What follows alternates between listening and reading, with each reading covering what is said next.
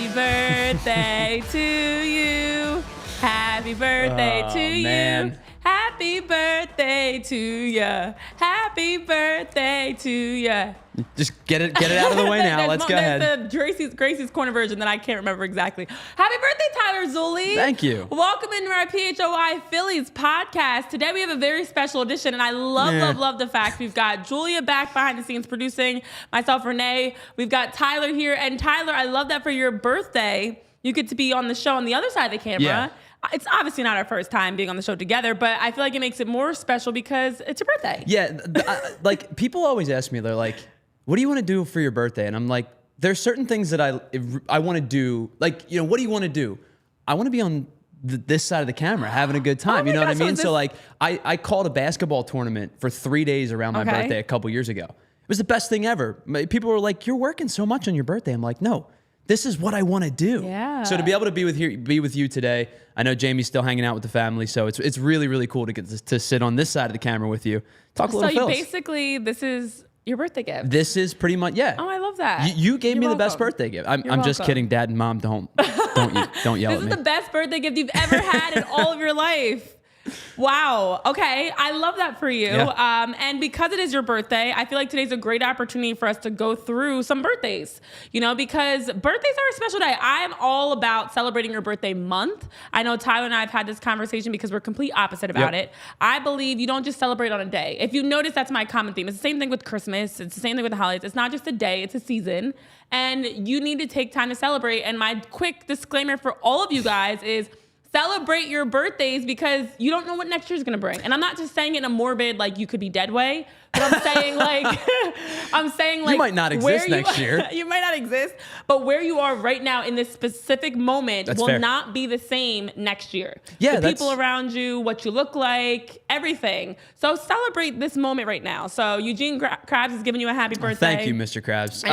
It's so funny because you're right. You and I are so polar opposites when it comes just celebrating in general, right? Not just birthdays. You're like birthday month. We're doing this extravaganza. Like everybody, all month you do and I'm fun like, things. I don't know. Send me a text. Oh, no. That's really all I need. It takes the pressure off of your physical birthday if you've been celebrating all month, and it just makes it like 24 hours flies by. Yes. But if you have 30 days, 31 days to celebrate something, now you have this whole journey and experience.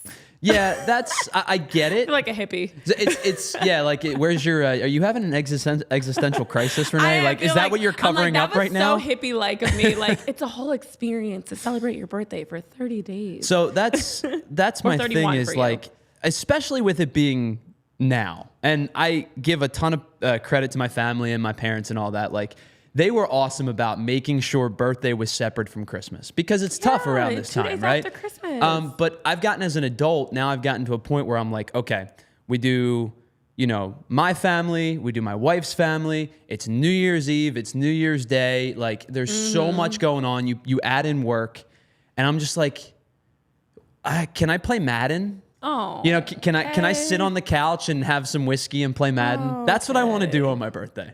And so I totally get that you're into the whole experience, the celebration of the whole thing. And I'm just like, can I take a nap? I know, I'm sorry. I now remember the other birthday song, by the way. Happy birthday to you. It's your birthday. Happy birthday to you. It's your birthday. Somebody else's birthday today. It's got to be, right? There's other special birthdays. Anybody else? Okay, so anybody want to take this? Listen. Everyone's saying happy birthday in chat. Welcome in MBDBDBF, Lisa, Rick, and Vince. Appreciate Eugene. you all. Thank you. Hit that thumbs up button. Make sure you're giving this guy the birthday shout outs and celebratory happy birthday comments. We got a Mr. Krabs. He said that's a sick hat. Our PHLY gear, some new gears coming in. These hats are awesome. Yes. So I'm a big hat guy, so I'm very picky with my hats. Listen, everybody here is a hat person. All the gentlemen here, for the most part, I've figured that out. They are always wearing hats. Yep. And you too can wear a hat like this because we do have these for sale at our PHLY locker. This is not an ad, but Eugene Krabs complimented your hat, so why not make it into one? I appreciate it. But yeah, check out all the hats and gear that we have because we do have some great new merch that's dropping. And what a better way to maybe celebrate a birthday or a holiday than to buy some cool merch. Or both, if you're unlucky enough to have your birthday 2 days after Christmas. Well, actually, I'm not going to lie. So I always was upset because my birthday being Labor Day, around Labor Day on September 7th, was always the start of the school year. And nobody would remember my birthday. And as the classic middle child that I am, I took that and ran with it because my sister's birthday, my twin sisters, are July 4th. Okay. My brother he was supposed to be Columbus Day. We were all supposed to be holiday babies. He messed us up. But his is like just a generic late September day. So it's fine. But then there was me, the middle child, born September 7th. That was always the first day of school where everyone's like, oh my gosh, it's such a special day today because we're starting school. And I'm like, wait, but it's also my birthday. And then people would not remember. And then you can't bring cupcakes on the first day of school. That was the only, one of the only blessings about my birthday being when it was, the first time I ever had any kind of significant thing that I had to do was when I actually became an adult and graduated college and went to work for the first time because I was always on Christmas break. It was always holiday break. So I never had school on my birthday, which was awesome. You have to have birthdays for parents. Intentionally have your children's birthdays be. Yes, you can intentionally do this. Summertime. Yep. Springtime. But it's got, May, any time from April through August.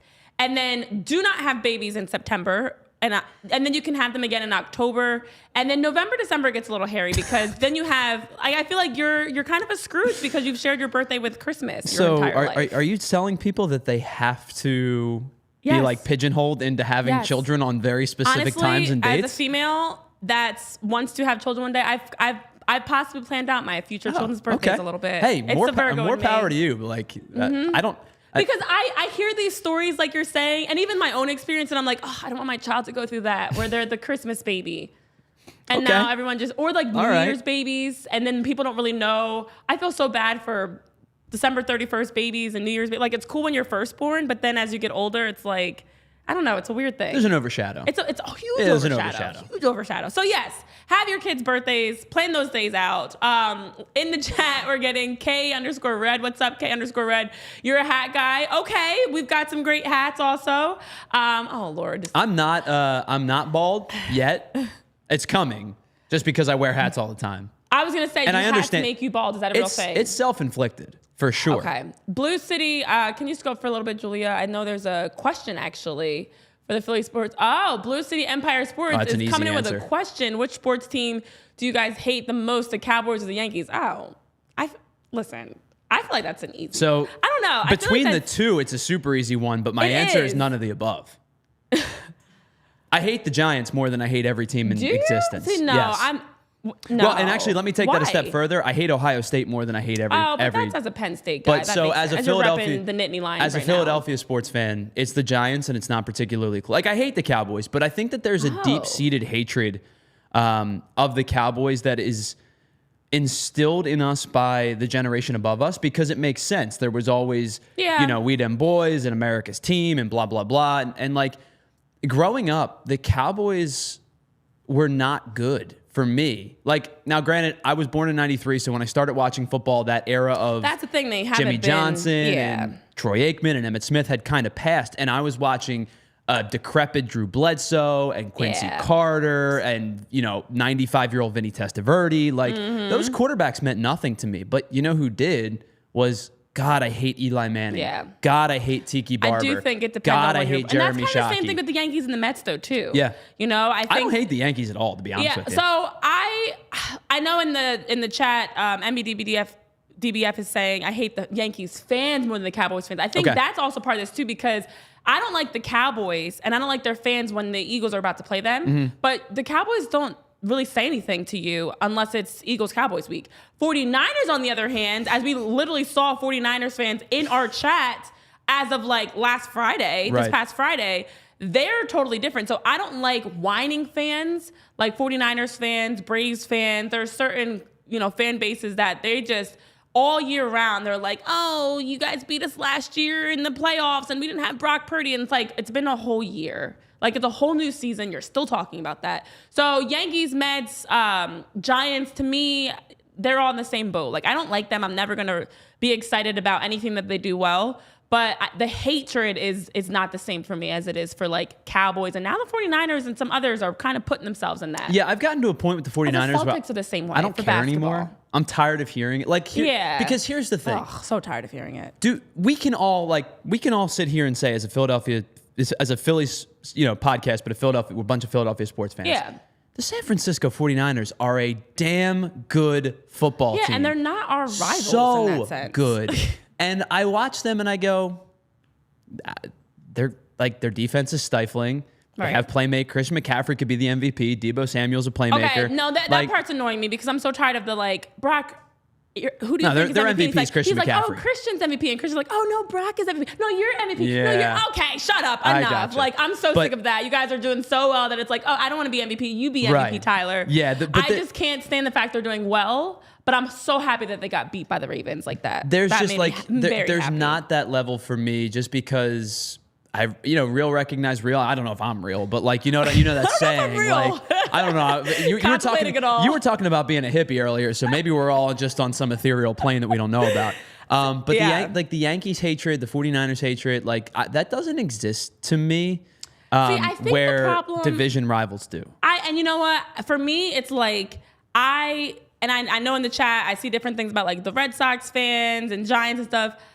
I was never, even when I played, I never was about like, oh, I hate that team. I just want to beat everybody. Sure. Like, I just want to be better than every other team. So whoever is on my team's schedule for that week, whether I'm playing or watching, like, I don't like you. I'm never going to like you. But I'm not the type that's like going to throw eggs at somebody because they're wearing like a Cowboys shirt or something. I mean, I don't think you should throw eggs at anybody anyway, but. Right. But when we're playing each other and your teams are going up against each other, okay, I'm going to trash talk you. I'm going to be cocky. I'm going to be talking junk all week. And then after we win, I'm going to continue talking junk. So I think I'm a little different than most fans because I'm not that kind of like a year round, I'm going to hate you.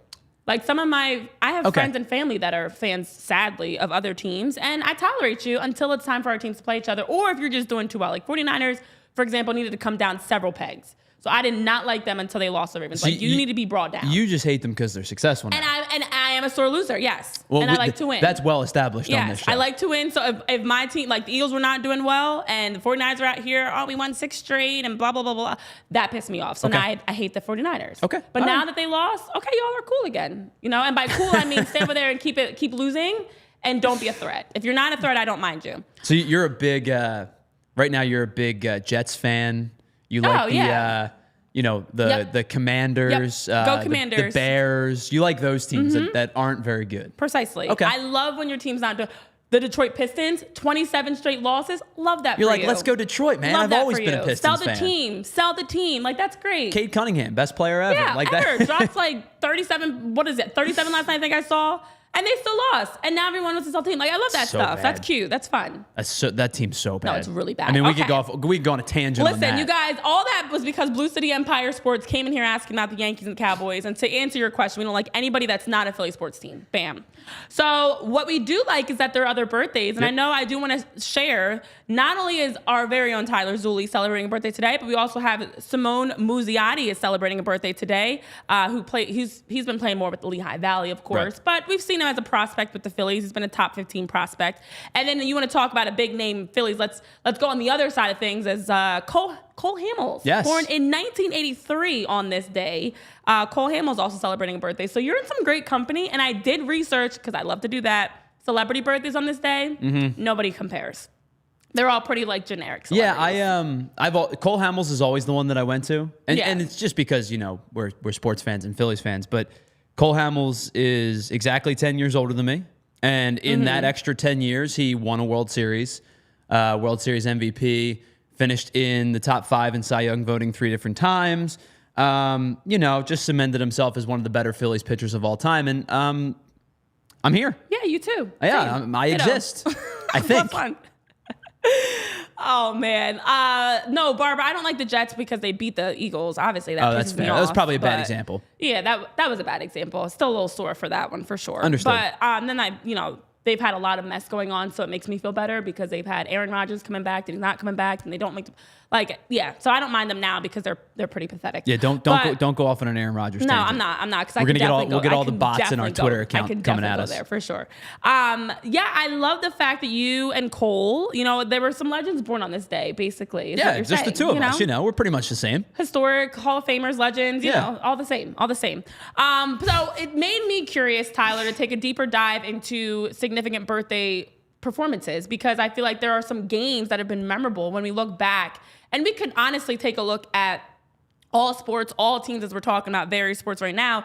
And there have been some athletes over the years that on their birthday had this incredible performance, whether it was their birthday or maybe their child was born that day. Because that's another thing that happens. A lot of times dad strength is real. We see dad strength is very real.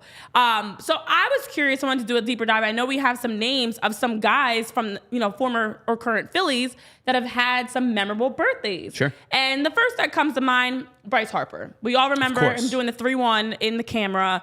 Bryce Harper in this past season's NLCS Game 1, it was a Monday night game against the Diamondbacks. And Bryce Harper, it was the very first time he had ever played a postseason game on his birthday and made it very memorable for that. So on that day, Bryce Harper had a phenomenal performance and hit a home run and became just one of 4 Major League Baseball players ever to hit a home run on their birthday in the postseason. That's a lot of things. It's got to be a postseason game. It's got to be a home run. It's got to be a birthday. And on that exact day. And of course, with that, it was Willie Aikens, Evan Longoria, Colton Wong, and now Bryce Harper. And so that was exciting to see Bryce Harper on that day. I remember the 31 because we're part of the 31 club of Bryce Harper having a very memorable birthday. And of course, helped the Phillies win that game 5-3. It was a great start to the NLCS, and then all went downhill from there. Yeah, you could just forget the rest of it happened. Yeah, then after that, it all literally crashed. I was deep diving some of the, because you have to go through game logs basically. Yeah, and it's really tricky actually to find birth. So yeah, I'm glad you clarified that because for those of you that are watching this or listening to this on podcast platforms, to find out performances that are memorable for birthdays.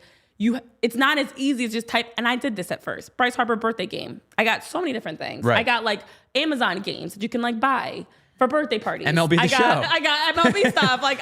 Do you have a PlayStation? Then I tried MLB birthday games, and that was even worse. Then I got generic Major League Baseball games. So then I had to go through, and for my last person that I will share, I literally had to search his years. And his date that he played with the Phillies and that year, and go through his career until I found one. So yeah, it was more difficult than I expected. I kind of regretted this segment after a little while. Yeah, I'm sorry. Then I stopped after that guy. Wish Jamie was back already. All right, go ahead. Who's yours? So by the way, I had a question for you because I was just scrolling through all of them, and I was like, I wonder what your boy, I'm not calling him YORO, Johan Rojas did on his birthday. You did say YORO though, so technically you did. I did say it, but I'm not calling him that. And I was calling him what? Johan Rojas is his name. I was wondering what his game log was on his birthday because I think he was something like August 13th or 14th or something like that, and he didn't play. He played the 12th and he played the 14th or whatever, but back end of both days. And I said to Julia before the show, I would be so mad if I didn't play on my birthday. So mad, especially 162 games. So obviously, there was no baseball season in December. But if let's say I had a basketball game growing up on my birthday, and I sat the bench the entire game, or got told I wasn't going to play. Oh, that does hurt. I would have liked not John Wooden. Oh my gosh, legendary coach through the chairs, college coach. Oh, not the one that just Bobby passed Knight. away. Yes, Bobby Knight. I would have Bobby Knighted stuff and started throwing chairs. Especially the bigger issue would have been most of the time my dad was my coach. We would have had words. But I looked at it and I went, man, he played the 13th and he played the 15th and he didn't play on his birthday. And I understand they're in the thick of a playoff, hunt, and it's, you have to do what's best for the team. But I would be so annoyed if I didn't play on my birthday. Wait a minute. Okay, first of all, I'm seeing some YORO. By the way, MBDBDBF called him YORO, so it's happening, guys. The nickname is sticking. He will hit a home run on his birthday. A trend starts with two. In Lehigh Valley. Let's just remember where it started, guys. Please give me my credit. And then Christopher O'Donnell is saying apparently YORO's getting yoked. Yeah, did you see that? You see the picture? No. So he was in the cage with some guys and must have had a cutoff on, and you could every back muscle was just definably noticeable. Be YORO. I feel like his alter ego, muscular Johan Rojas, is YORO. Is that evil, or is it just? Could be. We have to see. I don't know what that's going to look like. It could be smashing balls out of the park. So YORO. 65 home runs this year YORO. is what you're saying. Because doesn't that make more sense? YORO. Yeah, sure. Mm-hmm. Like at first I was like, Sure does. YORO, like in a cute way, but now it's like YORO. It's like the Hulk. Yeah, basically. I was thinking that I wasn't going to say Bruce it, but Banner you said turns it. into the Hulk. Yeah, Same honestly, thing. I'm not going to lie. We're here. Yeah, I was literally thinking that, but I was like, let me there not was a go picture Hulk with on him in y'all. the cage, and he was looking pretty Giving jacked. us Hulk? Yeah. Okay. And then also, finally, somebody said what I've been saying. You are giving Trey Turner vibes. I have literally been saying that I don't see it. for so long that you remind me of Trey Turner. I appreciate it. I see it. Like, I don't know how you guys... Speaking of Trey Turner. Yes, go this ahead. is a natural segue here. Trey Turner had himself a day on his birthday in 2021. He did. I don't Now, know why I don't unfortunately, see he was this. still a national. Wasn't a Philly. Didn't play well on his birthday this year. But on his birthday in 2021, he went 4 for 4, which is pretty darn good in and of itself. Fantastic. You know what else he did in those with those 4 at bats? He hit a single, a double, a triple, and a home run. And he hit for the cycle on his birthday. Scored 4 runs, and not only did he hit for the cycle, but he tied a modern record for cycles hit in a career. With his 3rd cycle hit, he tied Adrian Beltre, who's about to get inducted into the Hall of Fame, and a couple of guys who played a long time ago, Babe Herman and Bob Musial. Of course, we remember those guys fondly. sure. I couldn't tell you a single thing about either of those guys. But I can tell you they played baseball. But he tied the record for most cycles hit in a career with 3 in a 15-run outburst against the Tampa Bay Rays. Wow. Not a bad way to celebrate That's your birthday. Great birthday. Yeah, seriously. I love that. And you know who else had a great birthday? Bryson Stott. Ayo, pew. It was an A-OK birthday. That's how it was. That's how it went. Sure was. That's my recollection of it. So if you guys remember, so what I loved about this segment also was there were a couple, Bryson made it very easy because they had very recent. Now, Bryson Stott was not on his exact birthday. His birthday is October 6th, 1997. Wow. But it happened That's October a baby. 4th. That's a baby. I know. Anybody that's like, especially 2000 it just weirds me out. But even 97 is odd. But he hit a grand slam on October 4th. I just have to lump that in with his birthday. I mean, it's 2 days away, close enough. And when I love this afterwards, he was saying he doesn't remember anything after hitting the ball. He's like, I rounded the bases apparently because I see myself doing it. I don't remember doing it. He's like, I don't remember celebrating with the dugout. Like, I don't remember anything after hitting that grand slam. And I love that. And he was like, even in that moment, you know, when he looks back on it, he's like, what sticks out is, you know, we always point to the bullpen, kind of letting out a yell. I didn't hear myself yelling. Like, it was an out of body experience for sure. And Bryson Stott a grand slam is one of those things that when you're playing backyard baseball, the game and the actual in person, when you were growing up and you were, you know, playing Little League and everything, like you dream of hitting a grand slam. Yep. I mean, that's everybody's goals to want to hit a grand slam. And Bryson Stott did it basically on his birthday. Yep. So what better way to bring in your birthday than to hit a grand slam? And that was also the game as we talk. Sorry, one last sad note, because it was October 4th. If you remember that, it wasn't too long ago. That was the NLDS. Yep. Things were still great then. We were still excited. That was a great time. The NLDS was fun. Yeah. So was that the one? That was the one against the Marlins, right? Or was it in? So you said the NLDS, so it was against. Oh no! Or was it the wild card It round? helped them advance to the NLDS. Okay. My bad. It was against the Marlins, and it helped the Phillies to lock into advance to the NLDS. So again, times at that point where Citizens Bank Park was rocking. Yep. That was when people were like, the song didn't even finish, and you hit a grand slam. Like it was the moment that we were all still happy and excited because the Phillies had locked down, beating the Marlins, and were advancing to the NLDS. So we were at that game.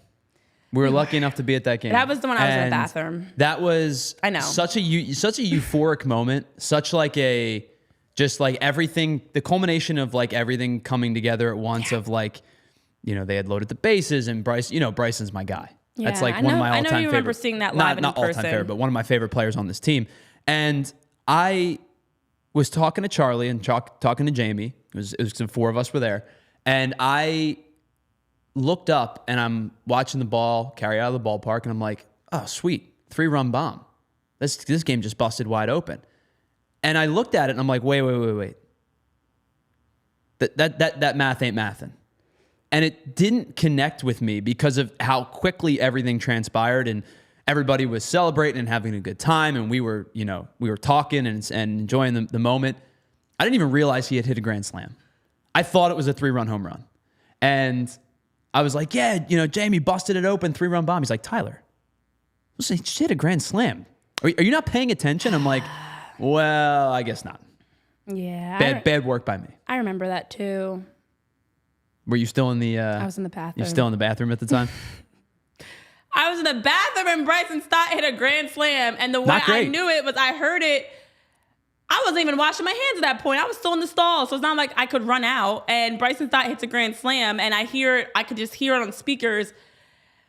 And in fact, I was like, oh, let me run down really quickly. The music was starting. I was like, oh, this is a great time. Let me run down. And he didn't give me enough time to get back to my seat. So I celebrated in the bathroom with people. You were there. You were inside the ballpark. It would be a bathroom story for me. Very on brand. Well, that's very true. Very on brand, that's guys. how most of your stories either start or end. Jeez Louise. But listen, if you want an opportunity to see Bryson Stott's next Grand Slam, and maybe not from the bathroom, maybe from an actual seat within the stadium, you can use the Game Time app because it is so easy to download and use.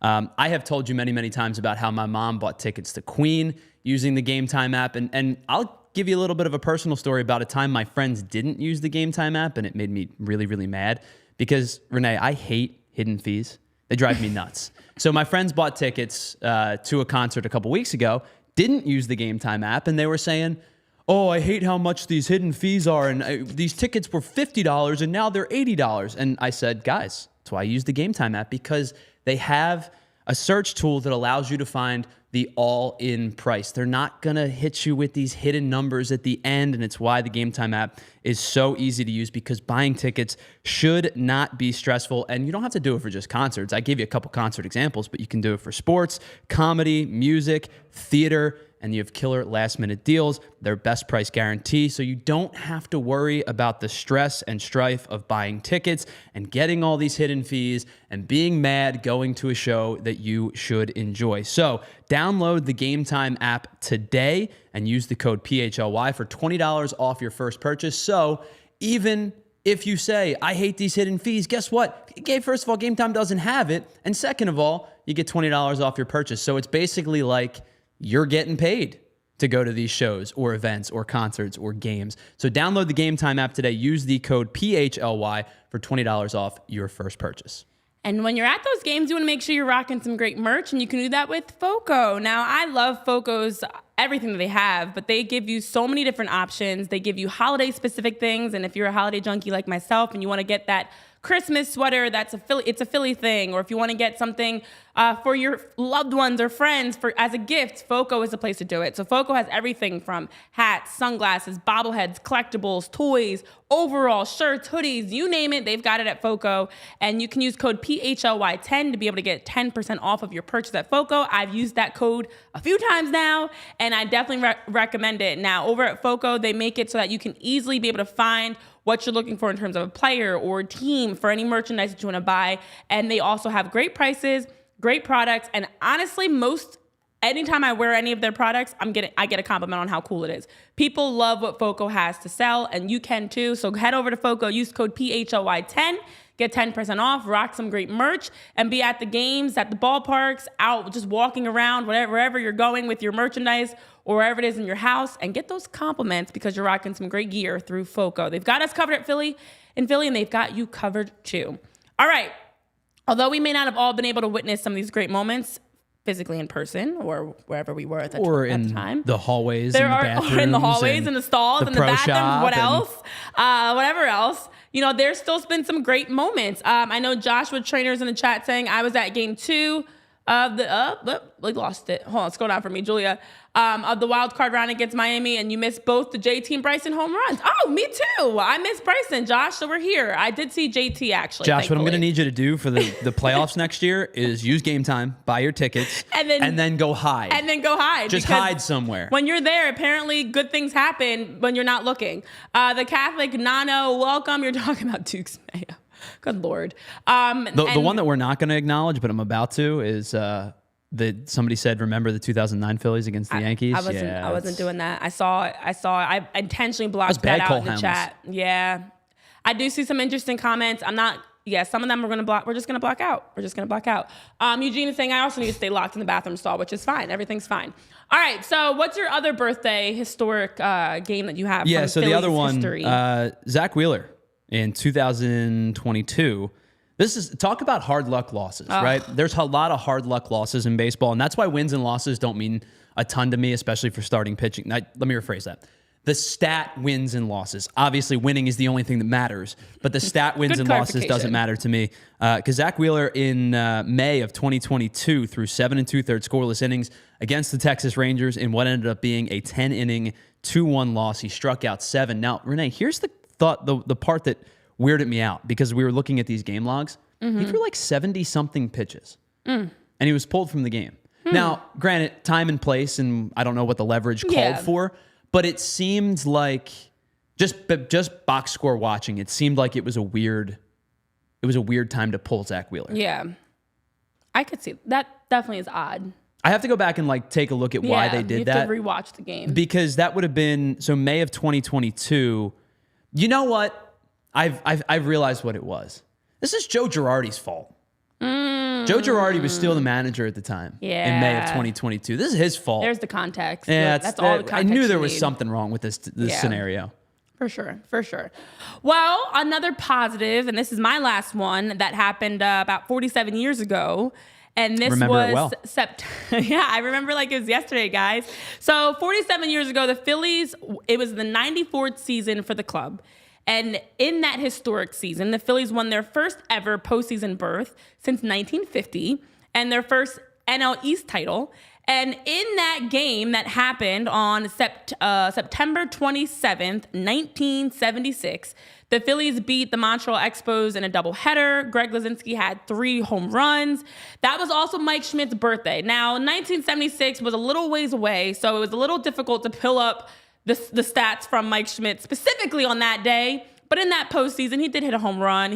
So I don't know when it happened, but it did happen during the course of that postseason that he went on to then go on and hit a home run. So decent times in that year for Mike Schmidt. But overall, in that specific game, that was a huge monumental moment. I saw the cover of, it was like the New York Times or something, that the article was in the newspaper back in 76. And with that, it was a major moment. It was the first division championship, as I said, when they beat the Brooklyn Dodgers on the last day of the season in 1960. Their only title came in their pennant year of 1915. So we're going back, guys. We're going back pretty far here for the Phillies. But that 1976 win, and this is one that I literally had to go through, and I don't know why I felt compelled to do this, but I went through and was looking up September 27th, 1975, 1976, 1977. I was going through the years. Fortunately, I got to 1976 and didn't have to go too far. And then I was like, oh, this was a great day in Phillies history. That was the day that the Phillies clinched the NL East division title.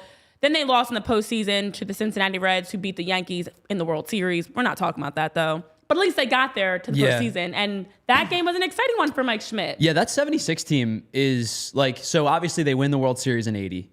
And they go to the World Series in 83. But that 76 team is one of the better Phillies teams like to ever exist. They win 101 games. You've got a younger core, right? With Bo is 30, Mike Schmidt's 26, Luzinski's 25, Gary Maddox 26. This was one of the best Phillies teams in existence, and they just simply ran into the buzzsaw that was the Big Red Machine. There was nobody on planet Earth that was beating the Reds that year. Yeah. And you get swept out by the Reds, and you look at it and go, yeah, that sounds about right. And the thing that I found a little bit, I don't know if this is birthday connection at all, but fast forward to September 28th. So again, Mike Schmidt was born September 27th, but we're still in the same ballpark. This ballpark was closing. The Vet closed September 28th of 2003.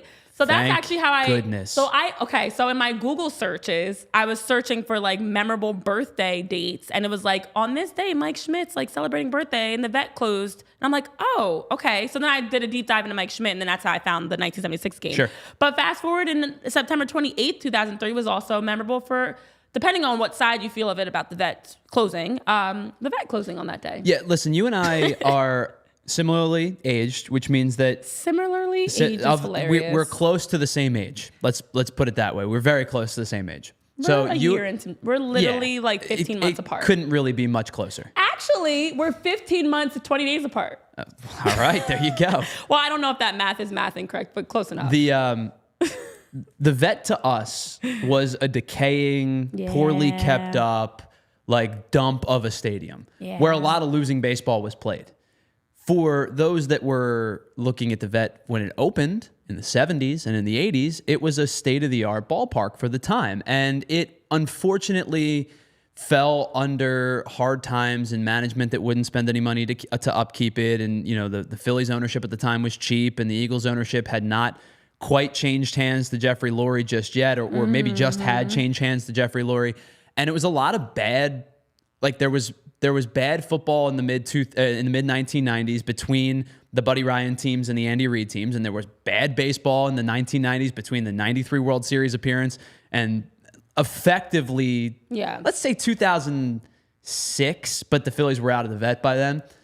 The Vet to me is just like it was a dump. Yeah. The Vet to the older and the generation above us has more reverence for the Vet than we do. It does. And again, it's interesting. Like when you were born changes your entire perspective on certain experiences. Sure. Like the Vet, when I hear my parents talk about it, it's totally different than my experience because I was like 9 years old when it closed down. So, or no, math guys. Cracks I was 11. and yeah, like it wasn't totally well different. It just wasn't well kept. And the seats I know were broken. Greg in the chat is saying the Vet was the concrete jungle. Right. Yeah, it is. It's players despised it. I mean, that's why I say like depending on what side you're on, because some people loved the Vet and some people didn't. But to each their own for that one. Well, and that's why when you look at, you talked about Mike Schmidt earlier, when you talk about guys who were defensively stout at their position that played a lot of games on AstroTurf, Mike Schmidt comes to mind. Ozzie Smith, I mean, is one of the greatest defensive shortstops of all time. And you might as well have been playing on concrete at Busch Stadium. So any one of these old school cookie cutter built, between the 60s and the early 80s stadiums you were playing on concrete, basically. Yeah, they didn't do a good job. They wanted to make it a multi-purpose, and they didn't. I mean, listen, things just were not as advanced as they are now. Let's just call it for what it is. Well, nobody now should be playing on turf anyway. Yeah. Turf should be eliminated. I've been saying this my entire soccer career. Now, finally, people listen. All right, so I'm glad people have caught on to the fact that turf is no good. But you know what is good for you, and it's good for your pockets especially? That's Rocket Money, because over at Rocket Money, you can make sure to save and manage your finances. I love using Rocket Money because the Virgo in me loves being able to have every little detail easily at my fingertips and be able to see where my money is going, where my spending is going. Now, Rocket Money helps you track, as a finance app, everything from subscriptions to any sort of refunds you're getting, any payments that you've made that are suspicious. It also categorizes your payments for you so that it knows, okay, this payment goes under this bucket. This is bills, this is food, this is shopping, and does a good job of just helping you manage to see where your money's going. So now you have a better picture of the bulk of your money is going towards shopping or food, fast food, whatever it may be. So over at Rocket Money, what I love is that they just keep you in the loop. You get those immediate alerts. They send you an email. They've got the app, which makes it a lot easier because it's right at your fingertips, and it just helps you, especially around the holiday season, have a better idea of where your spending is. So as a personal finance app, they can cancel its unwanted subscriptions, monitor your spending, and help lower your bills. Win, win, win. And if you don't trust me, trust the fact that over 5 million users, so myself and 4,999,999 people, there's the math, have also used Rocket Money. Rocket Money has over 5 million users and has helped save its members an average of $720 a year with over 500... a lot of numbers, guys. With over $500 million in uncanceled subscriptions. So stop wasting money on things you don't use and cancel your unwanted subscriptions by going to rocketmoney.com/PHLY. That's rocketmoney.com/PHLY. And the moment that it takes me to stumble through these words, you could have saved a lot of money at rocketmoney.com/PHLY. Don't waste another minute and go on and save today. Yeah, and whether it be you and 500 other people or 5 million other people, when you actually, use that and save some money and get rid of your unwanted apps, you can take that money and get some really, really good food. Because I was introduced to Bagels and Company at our Reading Terminal show. Let's be honest. Philly bagels sometimes don't compare to Jersey bagels. They don't compare to New York bagels. And so you're a little bit hesitant when you hear those comparisons. But let me tell you, Bagel and Company hit it on the head. I think I had 3 bagels that day. You did. At Reading Terminal Market. I'm not going to lie to you. I stuffed my face and had enough carbs to last me like 5 days because they were so good. There was, 20 different styles of bagels on just a little platter that we had. And I think I had 3 different ones. One was like cheddar. One was just a regular bagel, but they were so good. And I know that Christmas is over, but for Renee, you still celebrate the holidays until, like April. January 15th. So you can still get your seasonal bagels as well. And one of the best things about Bagel and Co. is that they have the largest cream cheese variety available, 30 different flavors. And they're not just the standard stuff. They have Eagles-inspired cream cheese, a 76ers-inspired cream cheese is coming. And if you remember, back during the postseason run for the Phils, they had a Phillies-inspired one as well. So if you want to get an idea of what I'm looking at and what I'm talking about, go to their Instagram page, and you can just... You'll be amazed with all the options, all the food variety, and it's an affordable brand. They do a lot of food for cheap. It's the best bagel that you can get. Forget New York, forget Jersey. Stay local, stay in Philly. It is the best Brooklyn-style bagel made right here in Philadelphia. So go to www.thebagelsandco.com/store locator to find the closest Bagel and Co. near you today and get like 50 of them. Because they're really good. Well, that's all I have to say. A full disclaimer, after our Reading Terminal, our shows that were live, I guess that was just last Tuesday, which is, wow, also just a week ago. I ordered a pork roll and egg sandwich from Bagels and Co. and had it on the rainbow bagel. They were all good. It was so good. It was so and literally good. every one I had was good. And it's crazy because they really do have all those different flavors of cream cheese, which I don't even understand what that is, how that's possible. But I ordered from them through Uber Eats and got it delivered to my doorstep because I love to lazily order food to my house. And it was so worth it. It was amazing. So honestly, yeah, Bagels and Co., the real deal. All right, there are some other moves that have happened and some other things that are going on around Major League Baseball outside of just now getting hungry because of even the images of that Bagels and Co. That graphic made me a little bit hungry. So let's just run through some of the changes and updates that we've had. Wait, now, do we need to get our obligatory pork roll shout out in there? I had to, and since Jamie's not here and he's off for the holidays, somebody's got to talk about pork roll. We haven't talked about pork roll in 24 hours, so I had to bring it back up. It was so good. But you guys made me want pork roll because we're always talking about it. All right, so we had some changes that happened over the last few days. Despite the fact that it's the holidays, doesn't mean that changes and roster moves and things haven't been quiet. There's still been other things going on. Teams are still busy, back to business. So we saw Kevin Kiermaier is going back to the Jays. Faizan had reported that it's $10.5 million that he's gone back to the Jays. We've got Mitch Garver going to the Mariners. That's $24 million, 2 years. Paolo Espino, the right-handed pitcher, going to the Blue Jays. And he's someone that's, when you look at these names, I'm like, okay, these are moves being made. Listen, after we had Juan Soto, Shohei Ohtani, Yoshinobu Yamamoto, we expected we're going to start to see things start to open up. And it's happening. It's happening a lot more now. Also, we had some other moves with the Yankees. I know as we're talking about the Yankees a little bit, where they made some major changes. So the Yankees have had a swap with, let me go back exactly to it, the Guardians. And that happened just on Tuesday.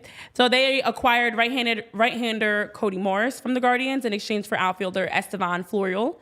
And I know, Tyler, you had a chance to chat with your Yankees buddies and get a little inside scoop on that deal. Yeah, so Yankees fans are fun to talk to because every move is either a really, really good move or a really, really bad move. Yeah, so you have to find some middle ground. So I have a buddy who is very, very objective when it comes to his teams. More so than anybody that I'll give him a ton of credit. So shout out, Jack. And I asked him, I said, is this one of those situations where it could just be that Floral needed a change of scenery? And he said it's possible, but the strikeout rates are extremely concerning. So I went back and looked at some of the numbers in his limited sample size over the course of 4 years with the Yankees. He played 48 games. He struck out 41 times. The whiff rate is of high concern. The chase rate is of high concern because, Renee, the power's there. Yeah. I mean, he had 23 home runs in Scranton last year, or 28 home runs in Scranton last year, 15 the year prior. He drove in 79 runs. I'm not sure if maybe this is just he's a quad A player. He's Joe Adele. He's that type of guy who masters AAA hitting and can't quite figure it out in the major league level. But I do wonder if the strikeout rate goes down and the chase rate goes down for Floral, is this one of those moves where we go, man, the Guardians are a team that never spend any money. They don't like, they're super cheap. They're like the Pirates. They're like the A's. We haven't even talked about them at all. Like, and then they make a move and they acquire this guy who has 48 career major league games. And then 3 years from now, you're going, he's a serviceable major leaguer. 20 home runs, maybe 15 home runs in the major leagues, 240. The type of guy that Cleveland, like gets the absolute most out of before they move him again. Right. Yeah. And I'm just curious, maybe this is just a change of scenery move and it works out for Floral. Yeah. Curious. And sometimes guys need that. I mean, on the other side of that deal, Cody Morris comes in, as the Yankees, as we know, had to move a lot of pitching arms between the Juan Soto deal and the Alex Verdugo deal. So with that, you bring in Cody Morris, who's one of those pieces to help try to replenish that. Now, Morris, at 27 years old, had a 6.75 ERA and 6 relief appearances for Cleveland this past season, over 13 career appearances throughout 2 big league seasons. Morris 1-2 with a 3.41 ERA, 32 strikeouts in 31 2/3 innings. So maybe a change of scenery will help him as well to be able to step into the Yankees' pitching depth and add a piece that they need. But interesting moves, and what made it more interesting, Tyler, is that as I'm watching what's going on with other teams ever since Yamamoto officially decided to go to the Dodgers, is that now we're seeing things open up, but unfortunately, it seems like it's mostly opening up for the Dodgers and the Yankees, because most of the reports I saw about teams that are in the market heavily pursuing names were the Dodgers and the Yankees. So here's something for you guys, very interesting. So as of today, the Dodgers are not done. So according to John Morosi, the Dodgers, along with the Angels, Rangers, and Yankees, have been aggressive in the reliever market. They are looking to bring in some more free agent arms, by no surprise at all, because that has been an area specifically for the Dodgers, and definitely, of course, the other 3 as well, that we've talked about as an area of weakness. So what are the Dodgers allegedly doing? Well, them, the Angels, the Rangers, and the Yankees are going after names such as Jordan Hicks, Robert Stevenson, and yes, Josh Hader. So none of these teams are the least bit surprising, because we've talked about them needing and looking to bring in some more, bullpen arms. But it seems that after signing Yamamoto, after signing Ohtani, the Dodgers specifically are looking to reconstruct in terms of their bullpen arms. So that kind of had me a little bit like, all right, here we go again. And not only with the Dodgers, but the Rangers you brought up specifically. They had one of the weirdest bullpen years in the history of baseball, because for 6 months, their bullpen couldn't get us out. They had the most blown saves across baseball. I think they had like 27 blown saves or something like that across baseball. And it looked like the reason the Rangers were going to potentially miss the playoffs, because remember, they were on the outside looking in with Seattle ahead of them and a couple other teams, right in the thick of things. It looked like the reason that the Rangers weren't going to get in was because their bullpen was so bad. Yeah. And then like the last 3 weeks of the season, they flipped the switch, and all of a sudden, Jose Leclerc became, well, he was good all year. He had a 2.6 ERA, but like Josh Sborz had a 5.5 season ERA and was good in the postseason. Brock Burke, a 4.3 ERA. And like these guys started to turn the corner, and then they started to mix and match their starters into the bullpen, using Dane Dunning out of the bullpen, using Andrew Haney out of the bullpen. Like, it was the most perplexing pitching situation I've seen in a long time. I would not be surprised if they make a big move like a Josh Hader, because despite the fact that they were really good in the postseason, that seems to me like it might have been a lightning in the bottle type of thing. Yeah. And you need to make this bullpen better, especially with the fact that although he was a 4.4 last year, Will Smith's a big piece, and he's no longer there. You probably need at least one more back end of the bullpen arm. If I had to put my money on where Josh Hader was going, I would say Texas. Yeah, and I know he's been linked to them before. I know also in the chat, MBDBDBF saying Hicks is reportedly going to be getting 4 and 36. It does seem nuts. It's a lot. But listen, teams right now are actively shopping for bullpen arms. We know, obviously, the Dodgers, specifically starting with them, they brought in Tyler Glasnow. They brought in Yamamoto. They brought in Ohtani, he's unable to pitch this season, but will be able to pitch. And now they're looking to add in someone else, a reliever specifically. The Rangers, as you mentioned, have actively been connected to Josh Hader a lot. The Angels obviously are just in a spot of now looking to just reconstruct everything. And then the Yankees as well have the need, because they've had struggles in terms of their bullpen arms. So each of these teams were no surprise to me, but I'm just irritated at anything. Honestly, even with Texas as well. Like, I don't want to see them do too much. We don't need, we don't need to see you do too much coming off of a World Series. So, like I said earlier in our discussion about who I dislike, you're doing too much. Dodgers, Rangers, enough. Let these guys go somewhere else. Because then on top of that, I then also was seeing reports that someone that we've talked about on the show, Teoscar Hernandez. So the Dodgers, Angels, Red Sox have all been showing interest in Teoscar, who we've mentioned as someone that we wouldn't mind seeing here in Philly. Y'all have fun. Somebody else sign him. I don't want him. So, but we... No, I know that that's like crash, but I don't want him on this team. Strikes out too much. Too many fans in this city hate the fact that this team is a boomer bust type team, and you want to add a guy that strikes out the second most across baseball over the last 2 years. No interest. I mean, as an outfielder, Teoscar Hernandez can add, at least in terms of outfielder, piece, but someone else that we've seen this in recent reports, Ken Rosenthal was linking him to the Dodgers and the Angels and the Red Sox as well. So I think the defensive value would be better with Teoscar Hernandez out there, but I'd probably rather a traffic cone because it wouldn't strike out 200 times a year. No, I would probably because listen, the traffic cone's not going to make any plays, but it's not going to strike out 200 times a year. Strike zone's very small with a traffic cone. Listen, I know I'm like a Teoscar Hernandez hater. I understand that, but there is nothing about that guy's game that interests me even a little bit. He is way too ultra aggressive. People complain about Bryce Harper's over aggressive base running nature at this time. I sent you guys a clip a couple weeks ago. It was literally a profile of Teoscar Hernandez getting thrown out at second base for 3 straight minutes trying to stretch singles into doubles. Zero interest. You miss 100% of shots you don't take, Tyler. He's shooting his shot. Oh, he's shooting his shot. He's taking shooting those from risks. the parking lot. Yeah, I mean, there's not the crazy thing is outside of the big names, there are not a ton of available free agents and anything from outfielders to bullpen arms to starting pitchers. Gurriel was it. Gurriel was and it. he got no money. And there's not a lot of other names that you're like, ooh, we'd love to see him in Philly, but the Phillies need an outfielder and they need some extra bullpen arms and someone that can give you good at bats. I don't even know who that is because the list is not very short. Yeah, I have this. There's still time for the Phillies. Sure, there's plenty of time. There's no rush. The Phillies like to work late towards the new year, but I have this sick feeling it's going to be like an Adam Duvall or a Jorge Soler, and their pop is nice, and whichever side of the plate you want to pull from, their pop is nice, but neither are good defenders.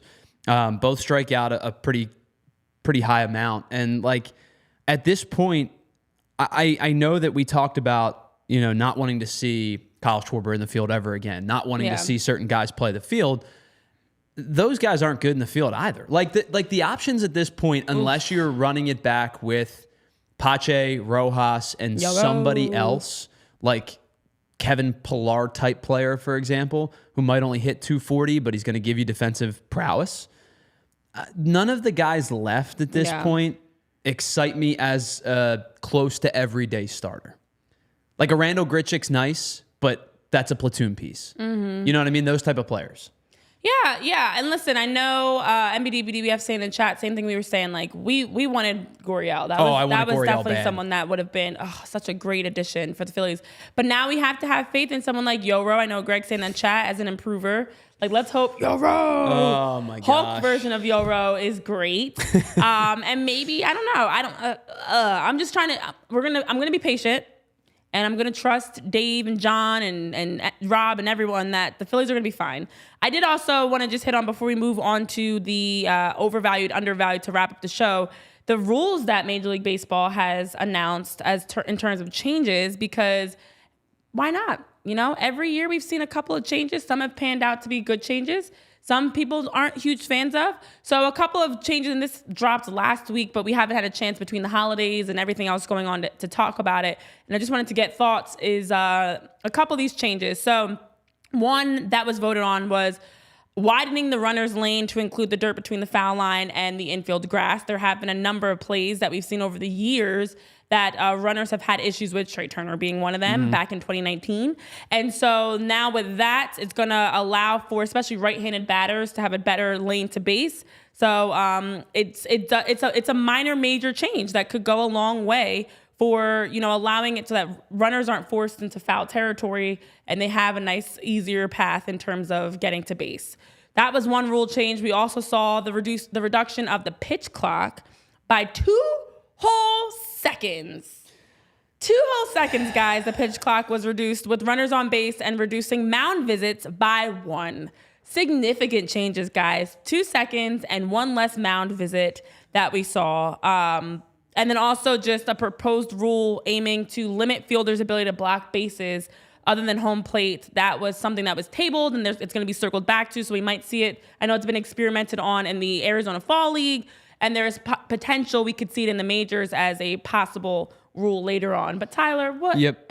We've got these minor rules. I mean, the one that does stand out for me is the runner's lane. Yeah, so I think the one thing that a lot of people kind of get confused upon is like, what is the predetermined base path? And I don't mean the physical spot where the dirt is, but like specifically, if a runner gets trapped in a rundown and they turn around and a throw gets made, a lot of people go, well, he's out of the base path. Yeah. But the rule is that once the runner gets in a rundown, and especially once a throw gets made and they make they turn around, the base path is now reestablished as where they turned around and started heading backwards. Right. So theoretically, you're going to get called on it if you go crazy. But like, if you are chasing me, you're a fielder, I'm the runner, and I turn around after you make a throw behind me, and I make this wide looping, wide arching turn, that's now my base path.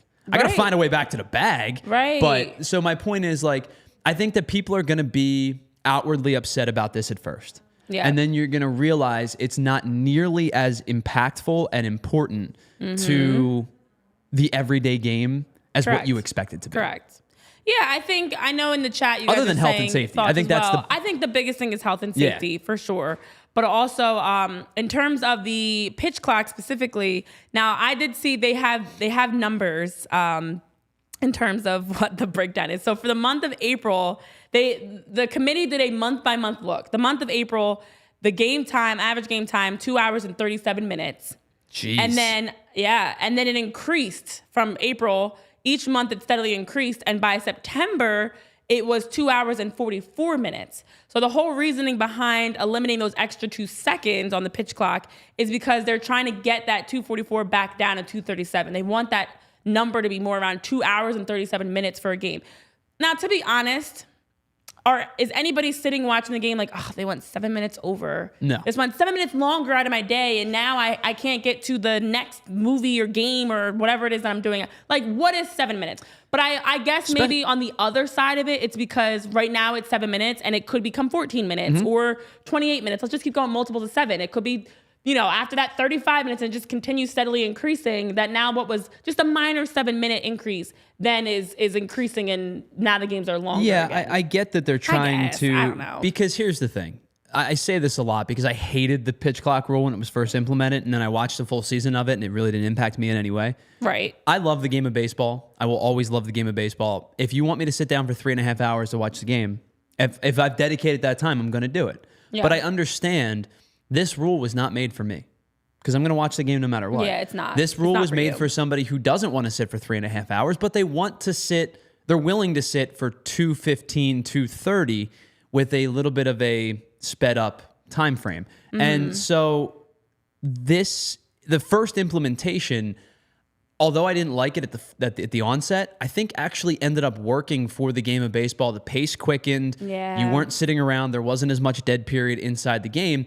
And because of that, you got more, I don't know tangibly, but I feel like you got more viewership.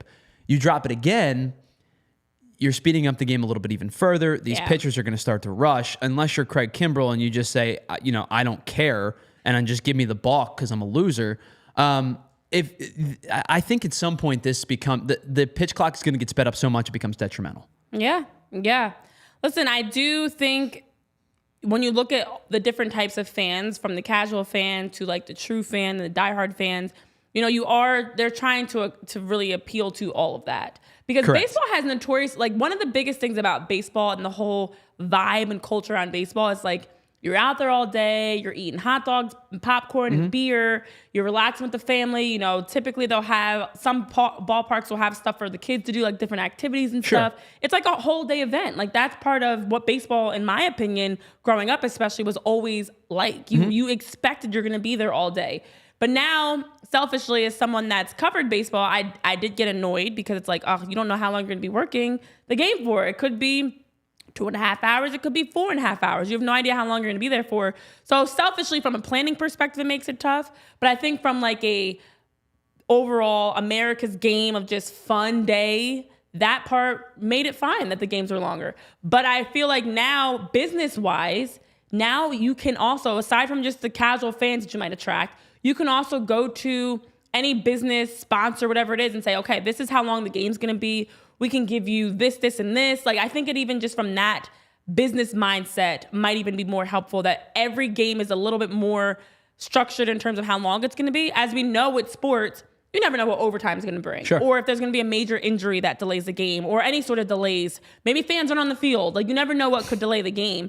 But you also understand, okay, typically a game's going to run you about 2.5 to 2:45 that you're going to be expected to be at the game. So now we can plan more, and we can know we're going to do this at this time, this at this time. So I also think there's always money at the bottom dollar of everything. And I imagine, aside from ticket sales, which is money, and getting more viewers, more money, is maybe even on the other side in terms of businesses, commercials, all that, TV slots, like probably helps in the long run financially too for the league. Yeah, I think Greg made a good point, and I don't want to be like generation specific, but I think he's correct. Like, Gen Z's attention span is that of a squirrel. Yeah. Like millennials' attention span's pretty bad.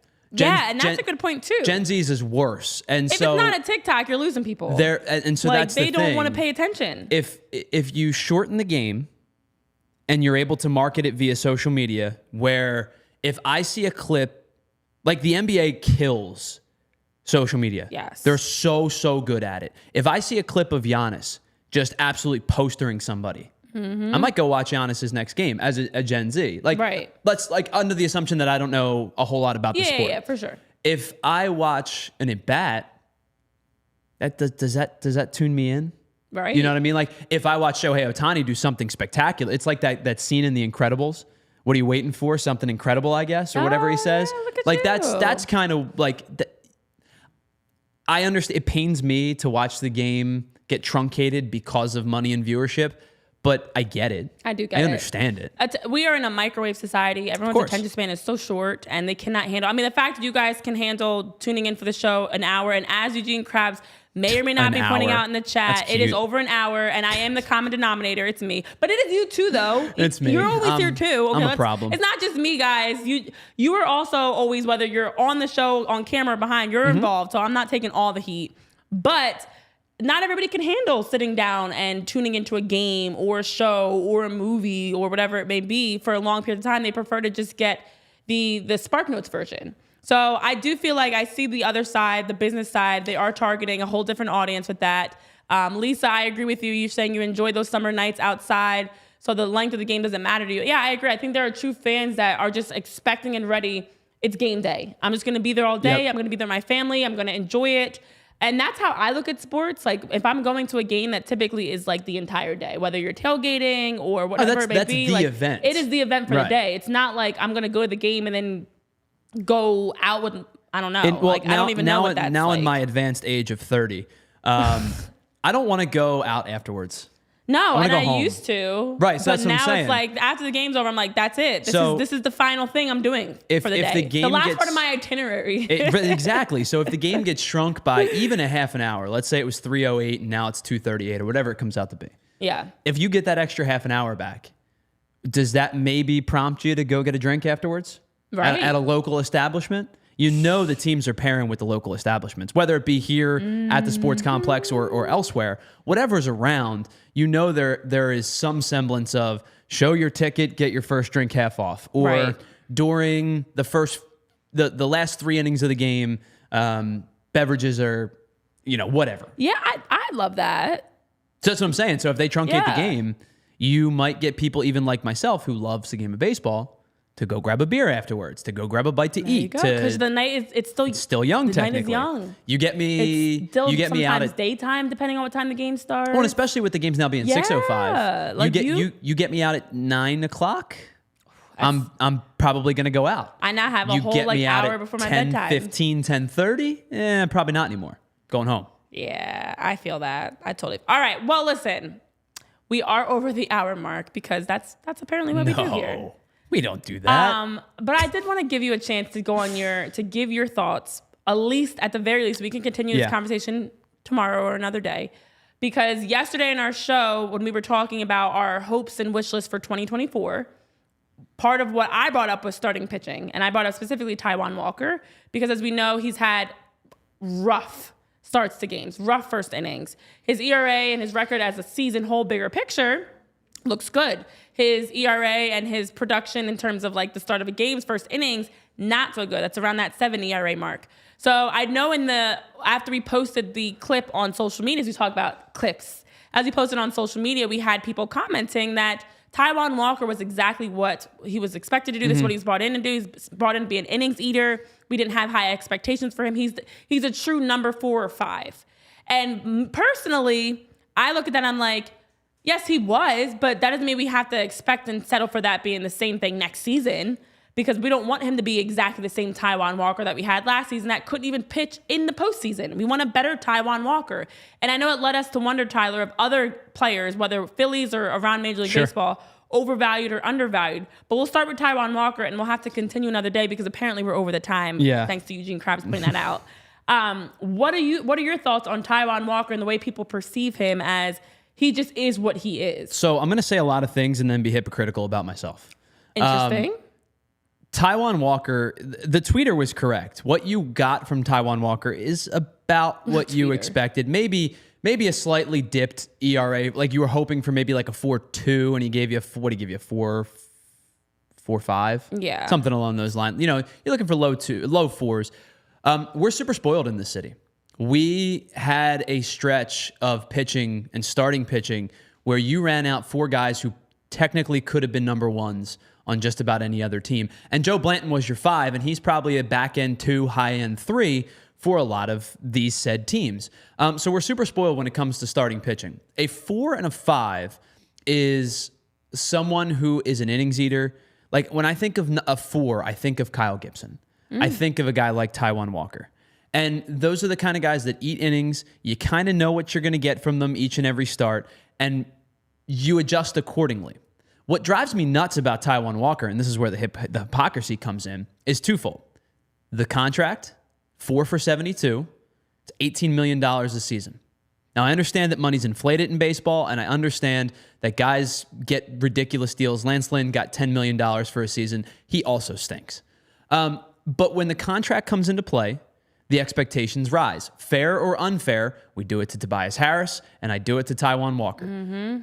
When you sign a contract for the length of money, the length of years and the amount of money that you signed, certain expectations have to be met.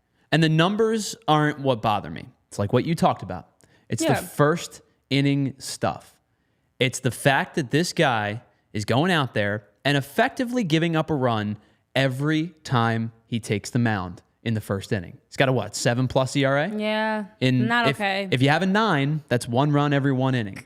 So between that, the fact that his fastball is devaluing, the average velocity is dipping, his curveball break is less, his sinker break is less, the whip has gone up, the walk rate has gone up, the strikeout rate has effectively plummeted. He's not the power pitcher he once was in Seattle and Arizona, but I'm not expecting the strikeout rate to have plummeted the way that it did.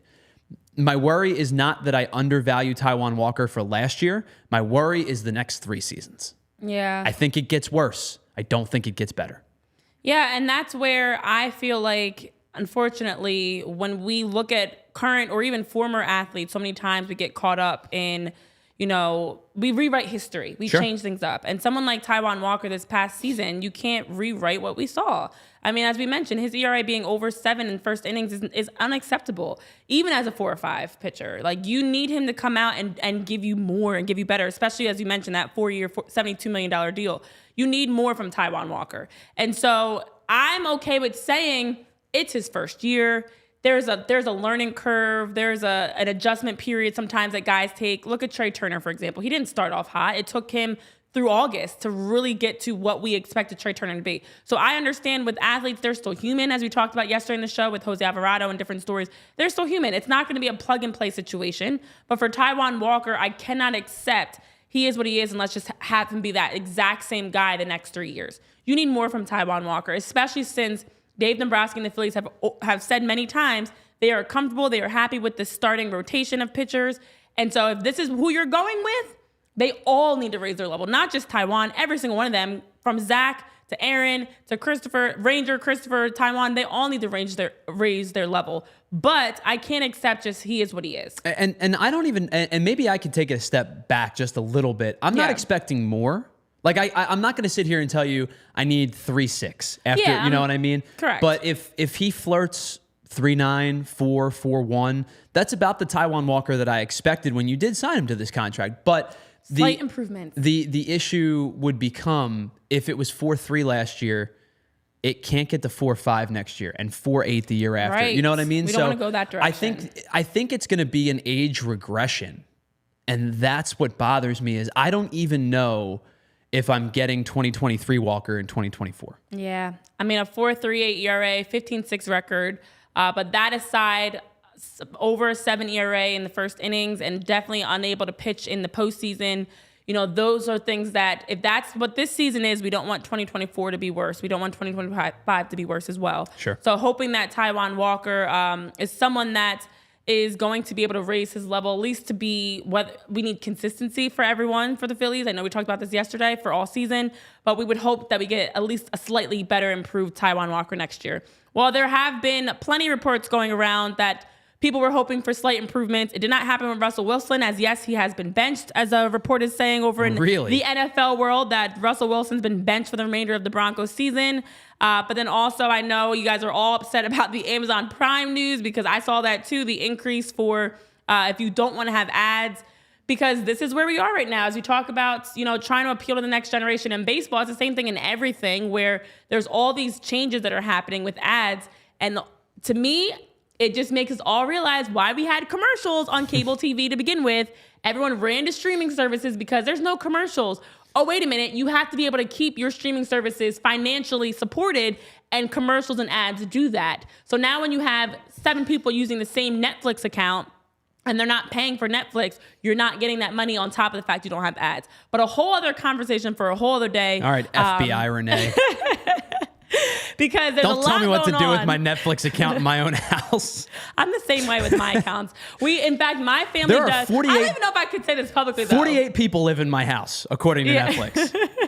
Yes, we all live in the same household. Yes, we are all there. And yes, it's okay that we're sharing the same accounts for every single streaming app. One person pays for Prime, one person pays for Netflix, another pays for, okay, just kidding. Efficiency in this economy. Just kidding. Don't shut down my logins. All right. So, yes, we've got some interesting news that has happened between Russell Wilson. Apparently, that did just break while we were on the show, but also the Prime stuff. And then, of course, in birthday land, it's a special day. So we hope, thank you. Tyler, should we give him another song, guys, please as we don't. wrap up? We're already at the 73-minute mark. don't. Why not keep singing? No, please don't. Happy rest of your day. We'll see you back Like here and for subscribe. more at 10 a.m. tomorrow. We're having a nice, bright and early Thursday show. Jamie will be back on the show, so I'm sure we'll still go over an hour. And for Julia Hoff, Tyler Zulli, myself, Renee Washington, thank you so much for tuning into our special birthday edition of PHLY Phillies podcast. Hit that thumbs up, subscribe, like, comment, and we'll be back for more tomorrow, 10 a.m. See you soon. We all silly like the mayor.